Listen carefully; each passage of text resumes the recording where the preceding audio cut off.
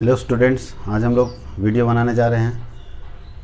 जब हम लोग सिलेबस को देख लिए कि क्या क्या पढ़ना है हम लोग को अकाउंट्स में, तो हम लोग अकाउंट्स में 25 मार्क्स का जो चैप्टर है नाम है कंपनी, और हम लोग कंपनी पढ़ने जा रहे हैं जिसमें 25 मार्क्स का क्वेश्चन झारखंड बोर्ड और बिहार बोर्ड दोनों में के एग्जामिनेशन में आते हैं।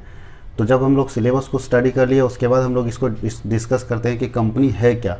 तो चैप्टर 1 में आप लोग को जो पढ़ना है वो कंपनी का पढ़ना है, इंट्रोडक्शन कि कंपनी क्या है, क्या फीचर्स है, क्या टाइप्स ऑफ कंपनी क्या है, कौन सा कंपनी किस तरह का फंक्शन करती है, शेयर्स क्या होते हैं, शेयर कितने टाइप्स के होते हैं, ये सारा बात हम लोग इसमें डिस्कस करने वाले हैं। तो सबसे पहले हम लोग ये देखते हैं कि कंपनी का इंट्रोडक्शन में सबसे पहले ये ध्यान देना है कि हमारे यहाँ कंपनी को बिजनेस चलाने के लिए एक कानून बना हुआ है, और वो कानून अभी जो प्रेजेंट टाइम में बना हुआ वो कंपनी एक्ट 2013 बना हुआ है। और जितनी भी कंपनियां भारत में अभी प्रेजेंट टाइम में चल रही है वो सारी कंपनियां इसी कानून से, कंपनी एक्ट 2013 वाले कानून से ही चल रही है, जिसका हिंदी में यहाँ लिखा हुआ है कंपनी अधिनियम 2013।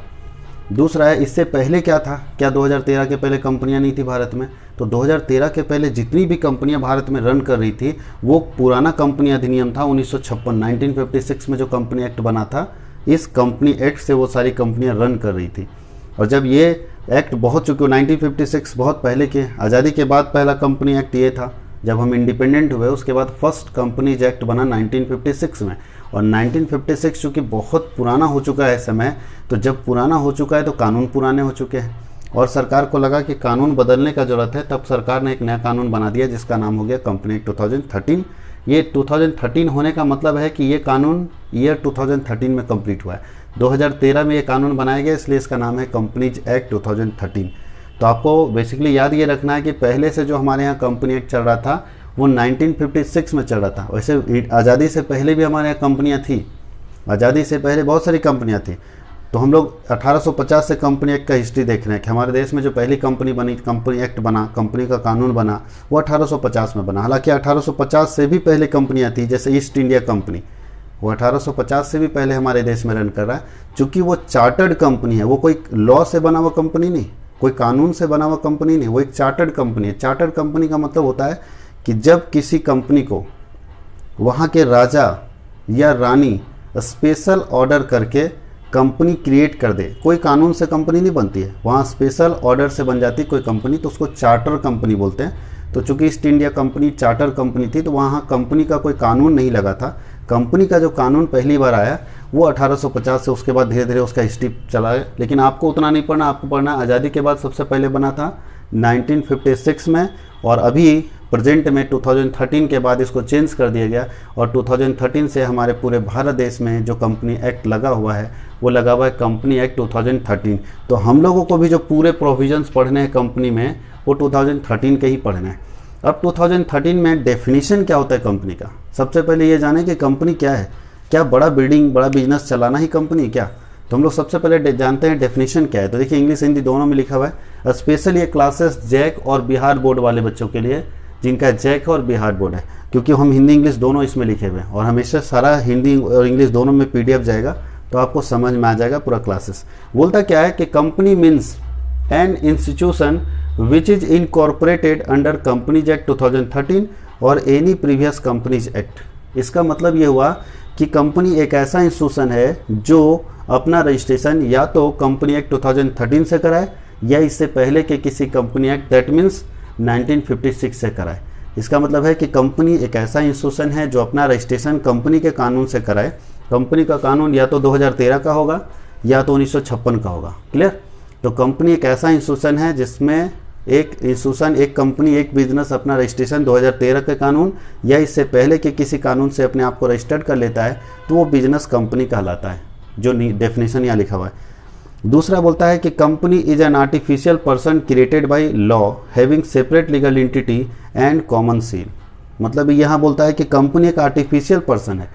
हम लोग भी पर्सन है बट हम लोग नेचुरल पर्सन है, कंपनी आर्टिफिशियल है, कंपनी को कोई ना कोई बनाता है। तो कैसे बनता है कंपनी? तो बोलता है कंपनी एक आर्टिफिशियल पर्सन है, यानी आर्टिफिशियल पर्सन का मतलब क्रिएटेड बाय ह्यूमन बीइंग, कोई ना कोई व्यक्ति बनाता है इसको। तो आर्टिफिशियल पर्सन है, कैसे बनता है? तो बोलता है क्रिएटेड बाय लॉ, ये कानून से बनता है, ये कानून से बनता है, और इसका हैविंग सेपरेट लीगल एंटिटी, इस इंस्टीट्यूशन का सेपरेट लीगल एंटिटी होता है। हिंदी में देखिए लिखा होगा पृथक वैधानिक अस्तित्व है, वैधानिक संस्था है। तो सेपरेट लीगल एंटिटी का मतलब है कि बिजनेस अलग और मालिक अलग, ये कॉन्सेप्ट इसमें चलता है कंपनी में कि बिजनेस अलग होगा और मालिक अलग होगा, दोनों का आपस में कोई रिलेशन नहीं होगा, दोनों सेपरेट एंटिटी माना जाएगा, बिजनेस को अलग माना जाएगा और उसके मालिक को अलग माना जाएगा। इसलिए लिखा है कि having separate legal entity and common seal का मतलब होता है स्टाम्प, मुहर। ये ऐसा इंस्टीट्यूशन है जिसमें अपना स्टाम्प होना चाहिए, सेपरेट लीगल एंटिटी होनी चाहिए, यानी बिजनेस अलग मालिक अलग, ये कॉन्सेप्ट लेकर बिजनेस चले, और आर्टिफिशियल पर्सन है जो क्रिएटेड बाय लॉ होता है, कानून से बनता है, ये कंपनी है। अब हम लोग इसके आगे इसको लिख लीजिए, इसके आगे फिर देखते हैं।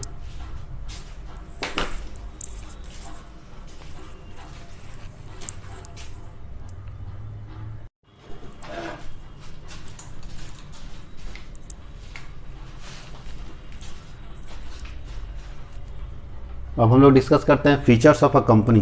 चलो हम लोग डेफिनेशन देख चुके हैं, अब हम लोग फीचर्स ऑफ अ कंपनी देखते हैं। कंपनी का फीचर्स क्या, कैसे हम आइडेंटिफाई करेंगे कि कंपनी है ये, और कंपनी के अंदर क्या क्या क्वालिटी होना चाहिए, ये सारी बातों को हम लोग यहाँ देखने वाले हैं फीचर्स ऑफ अ कंपनी के अंदर। फर्स्ट फीचर है कि company is an artificial person. एक कंपनी एक आर्टिफिशियल पर्सन है। आर्टिफिशियल पर्सन का मतलब होता है कि कृत्रिम व्यक्ति, कोई ना कोई पर्सन इसको क्रिएट किया हुआ है। ऐसा इंस्टीट्यूशन है कंपनी जिसको कोई ना कोई व्यक्ति बनाता है। कैसे बनाता है, तो देखिए लिखा होगा क्रिएटेड बाय लॉ, कानून से बनाता है। कोई भी व्यक्ति अगर कंपनी बनाना चाहता है तो सिंपल सा है, एक रजिस्ट्रेशन का प्रोसेस होता है, कंपनी को रजिस्टर्ड कर दीजिए, कंपनी क्रिएट हो गया, रजिस्ट्रेशन के प्रोसेस को फॉलो करना होगा।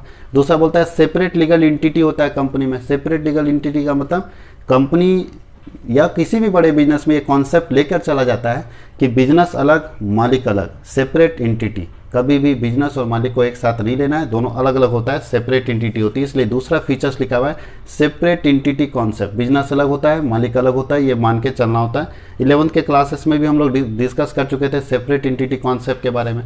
पहला है कि कंपनी आर्टिफिशियल पर्सन है, दूसरा है सेपरेट एंटिटी होता है, बिजनेस अलग होता है, मालिक अलग होता है। क्रिएटेड बाय लॉ, ये जो आर्टिफिशियल पर्सन है, कृत्रिम व्यक्ति है, मानव निर्मित व्यक्ति है, तो मानव बनाता कैसे है इसको, तो क्रिएटेड बाय लॉ, कानून के सहारे ही बनाता है। उसके आगे है परपेचुअल एग्जिस्टेंस होता है कंपनी में। परपेचुअल एग्जिस्टेंस का मतलब देखिए हिंदी में लिखा बड़ा अच्छा है, अस्थायी जीवन काल।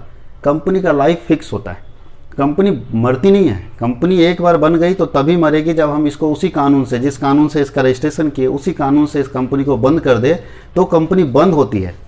इसलिए कंपनी का लाइफ लॉन्ग होता है, इसके मेंबर आते रहते हैं, जाते रहते हैं, कंपनी पर कोई असर नहीं पड़ता। जैसे आप टाटा कंपनी का एग्जांपल ले लो, टाटा कंपनी कब इस्टेब्लिश हुई, जो इस्टेब्लिश करने वाले थे वो चल बसे, उसके दूसरा पीढ़ी भी जा चुका है, तीसरा पीढ़ी चल रहा है, लेकिन कंपनी के ऊपर कोई असर नहीं पड़ता।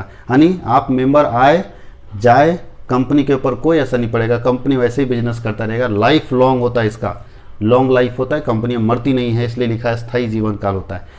पांचवें में बोलता है कॉमन सील होना चाहिए, स्टाम्प होना चाहिए, मुहर होना चाहिए। कंपनी साइन कैसे करेगी, तो कंपनी के पास तो हाथ होता नहीं साइन करने के लिए, इसलिए कंपनी के पास स्टाम्प होता है, तो कॉमन सील होता है, मुहर होता है, उसको लिखने के लिए, और लिखने के बाद उस पर ठप्पा लगा देना होता है। तो कॉमन सील भी जरूरी है किसी भी कंपनी में।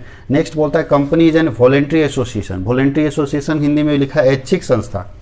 क्या कंपनी में ज्वाइन करना कोई जबरदस्ती ज्वाइन नहीं करवाता, आपकी इच्छा पर है। आपको अच्छा लगता है तो कंपनी का मेंबर बनिए, अच्छा नहीं लगता कंपनी के मेंबर मत बनिए। यानी कंपनी में मेंबर बनना वॉलेंट्री एसोसिएशन, अपनी इच्छा से आप बन सकते हैं, कोई ज़बरदस्ती वाली बात नहीं, इसलिए इसको हम लोग वॉलेंट्री एसोसिएशन बोलते हैं। और लास्ट लिखा है लिमिटेड लायबिलिटी। सबसे इंपॉर्टेंट चीज़ है कंपनी का कि एक कंपनी का लायबिलिटी हमेशा लिमिटेड होता है। लिमिटेड का मतलब है कि अगर एक व्यक्ति कोई 1 लाख रुपए लगाने का प्रॉमिस कर दिया कि हम 1 लाख रुपया किसी कंपनी में इन्वेस्ट करेंगे थ्रू शेयर, अलग अलग हिस्से के जरिए, तो 1 लाख रुपया से ज़्यादा पैसा हम उस कंपनी में नहीं लगा सकते हैं। हो सकता है कि 1 लाख लगाने का हमने प्रॉमिस किया, 80,000 लगा दिए और कंपनी लॉस में चली गई, तो क्या कंपनी हमसे और पैसा कितना मांग सकती है। 1 लाख में 80,000 लगा चुके तो सिर्फ 20,000 हम दे सकते हैं, उसके बाद हम 1 रुपया भी कंपनी को नहीं देंगे, क्योंकि मेरा लायबिलिटी क्या है, लिमिटेड है। लिमिटेड का मतलब 1 लाख रुपए तक ही लिमिट था, और हमने 1 लाख रुपए में 80,000 दे चुके हैं हम लोग, तो उसके बाद हमको सिर्फ 20,000 रुपये और देना बाकी रहेगा। ये सबसे मेन फीचर है कंपनी का। यानी कंपनी का हर मेंबर एक लिमिट लायबिलिटी तक पे करेगा, उसके बाद वो पे नहीं करेगा। ये है हमारा फीचर्स ऑफ अ कंपनी। अब हम लोग देखते हैं टाइप्स ऑफ अ कंपनी, कितने तरह की कंपनियां होती है। तो हमारे देश में वैसे बहुत सारे टाइप्स है कंपनी के, लेकिन थोड़ा अलग अलग तरह की कंपनियां हम लोग यहाँ जो पढ़ने वाले हैं, और खास करके आप लोग एसके सिंह बुक में जो दिया हुआ है वो 3 तरह की कंपनियां दिया है। सबसे पहला है company limited by guarantee. Guarantee द्वारा सीमित कंपनी। गारंटी द्वारा सीमित कंपनी हमारे देश में बहुत कम है। जैसे हॉस्पिटल वगैरह की कंपनियां, जो जितनी भी हॉस्पिटल चलाने वाली कंपनियां हैं, वो कंपनी लिमिटेड बाय गारंटी कहलाती हैं। उसमें उसके मेंबर एक अमाउंट तक गारंटी दे देते हैं कि हम इतना अमाउंट तक आपको पे कर पाएंगे, वो गारंटेड बाय, है ना, गारंटेड कंपनी या कंपनी लिमिटेड बाय गारंटी कहलाती है। ये हम लोग को नहीं पढ़ना है। एक और हम लोग को नहीं पढ़ना है अनलिमिटेड कंपनी। ऐसी कंपनियां जिसका लायबिलिटी अनलिमिटेड होता है, ये पार्टनरशिप फॉर्म बन गया। अब ये कंपनी है ही नहीं हमारे देश में, इसका जो है पूरा का पूरा चेंज होकर ये पार्टनरशिप फॉर्म में कन्वर्ट हो गया है, इसलिए इस तरह की कंपनी भारत में है ही भी नहीं। इस तरह की कुछ कंपनियां हैं जो हम लोग को नहीं पढ़ना। हम लोग को पढ़ना जो है कंपनी लिमिटेड बाय शेयर, क्योंकि आपके चैप्टर का नाम है इशू ऑफ शेयर, इसलिए हम लोग पढ़ेंगे company limited by share.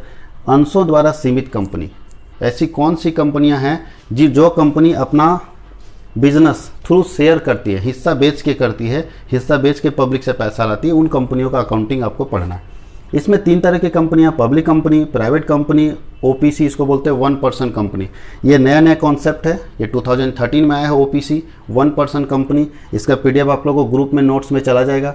Private company, ऐसी कंपनी, ये भी हम लोग को नहीं पढ़ना है। प्राइवेट कंपनी, ओपीसी भी नहीं पढ़ना, बट प्राइवेट कंपनी ऐसी कंपनी होती है जिसके मेंबर बहुत कम होते हैं, जिसके मिनिमम, यहाँ लिखा है कि मिनिमम मेंबर, अगर इसको हम लिखे तो प्राइवेट कंपनी में मिनिमम नंबर ऑफ मेंबर 2 होते हैं और मैक्सिमम 200 हो सकते हैं। उससे ज़्यादा कंपनी नहीं हो सकती, उससे ज़्यादा इस कंपनी में मेंबर नहीं हो सकते। तो प्राइवेट कंपनी ऐसी कंपनी है जिसमें कम से कम 2 व्यक्ति होने चाहिए और मैक्सिमम 200 व्यक्ति से उससे ज़्यादा व्यक्ति नहीं हो सकते हैं। तो इसका भी हम डिफरेंस बता देंगे कि पब्लिक, प्राइवेट और ओपीसी में क्या अंतर है। ये आप लोगों को ग्रुप में हम पीडीएफ सेंड कर देंगे कि क्या डिफरेंसेस है, फिर उसको उसके आगे डिस्कस करेंगे। एक जो हम लोग को सबसे मेन पढ़ना है, हम लोग को मेनली पढ़ना है पब्लिक कंपनी, बस सिर्फ पब्लिक कंपनी का अकाउंटिंग, क्योंकि हम लोग को पढ़ना है इशू ऑफ शेयर। और आपको मालूम है कि कोई भी कंपनी शेयर तभी बेच सकती है जब वो कौन सी कंपनी होगी, पब्लिक कंपनी। ये भी शेयर नहीं बेच सकता जनता को, ये भी नहीं बेच सकता, कोई कंपनी अपना पैसा जनता से नहीं ला सकती। सिर्फ पब्लिक कंपनी ऐसी एक कंपनी है जो अपना सारा पैसा जनता से ला सकती है, और हम लोग को ये पढ़ना है।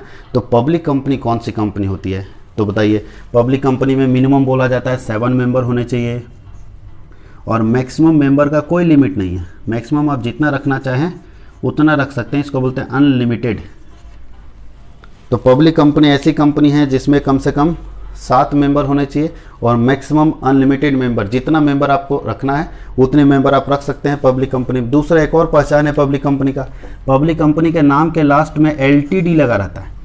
पब्लिक कंपनी के नाम के लास्ट में एलटीडी लिखा रहता है। जैसे टाटा का ढूंढिए, अगर आप गूगल करके देखेंगे तो टाटा एलटीडी लिखा हुआ है, इसका मतलब टाटा कंपनी पब्लिक कंपनी है।